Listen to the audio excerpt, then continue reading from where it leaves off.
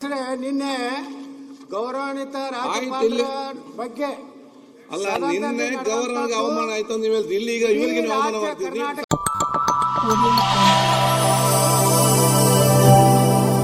Welcome to M news Bijapur. चलिए चलते हैं आज की खबरों की ओर। ಸನ್ಮಾನ್ಯ ಅಧ್ಯಕ್ಷರೇ, ನಿನ್ನೆ ನಾವು ಪತ್ರ ಕೊಟ್ಟಿದ್ರಿ ನಿಮಗೆ, ಗವರ್ನರ್ಗೆ ಅಗೌರವ ಆಗಿದೆ ಅಂತ ಪತ್ರ ಕೊಟ್ಟಿದ್ದೀನಿ. ತಾವು ನಿನ್ನೆ ಇದೆಲ್ಲ ಮಾತಾಡಿದ್ಮೇಲೆ ಕೇಳಿದ್ಮೇಲೆ ನಾನು ರೂಲಿಂಗ್ ಕೊಡ್ತೀನಿ ಅಂತ ಹೇಳಿದ್ದೀರಾ, ಇವತ್ತು ಕೊಡ್ತೀನಿ ಅಂತ ಹೇಳಿದ್ದೀರಾ. ಅದಕ್ಕೆ ಸ್ವಲ್ಪ ಅವಕಾಶ ಕೊಡಬೇಕು.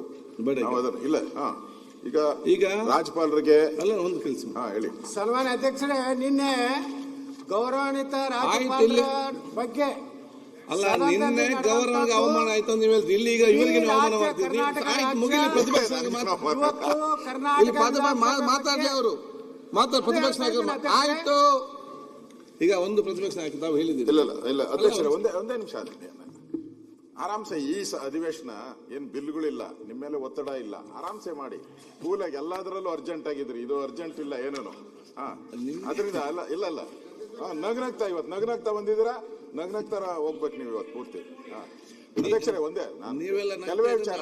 ಈಗ ನಾವು ಗೌರವಾನ್ವಿತ ರಾಜ್ಯಪಾಲರನ್ನ ಬಹಳ ಗೌರವದಿಂದ ತಾವು ಹೋಗಿದ್ರಿ, ಬ್ಯಾಂಡ್ ಓಡಿಸಿ ಬ್ಯಾಂಡ್ ಸೌಂಡ್ ಎಲ್ಲ ಮಾಡಿ ಕರ್ಕೊಂಬಂದ್ರಿ ತಾವೆಲ್ಲರೂ ಕೂಡ.